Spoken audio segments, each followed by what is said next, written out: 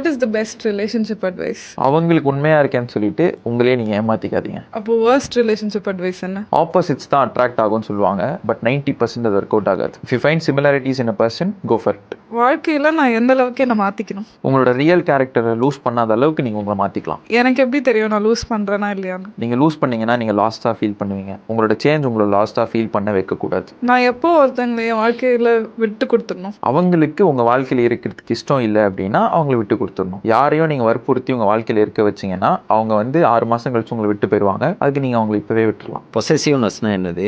எப்போ வரலாம்? யார் மேலெலாம் வரலாம்? பொசசிவ்னஸ் வந்து ஒரு பியூட்டிஃபுல்லான ஒரு ஃபீலிங். அது வந்து உன் மனசு யார் ரொம்ப பிடிக்குமோ அவங்க மேலே தான் வரும். அண்ட் மனசுக்கு ரொம்ப பிடிச்ச பொருள் மேலேயுமே சம்டைம்ஸ் வரும். பட் அந்த பொசசிவ்னஸ் வந்து டாக்ஸிக்காக மாறுறதுக்கு வாய்ப்பு இருக்குது. இப்போ ஒரு பைக்கை வந்து ஓட்டினாதான் அந்த பைக்கு அழகு. அந்த பைக்கை நான் ஓட்டவே கூடாது, என் பைக்கை எவனுமே பார்க்கக்கூடாது, வீட்டுக்குள்ளேயே பூட்டி வச்சிருந்தோம் அப்படின்னா உனக்கும் பிரயோஜனம் இல்லை, அந்த பைக்குக்கும் பிரயோஜனம் இல்லை. இதே தான் பீப்புளுக்கும் அப்ளை ஆகும்.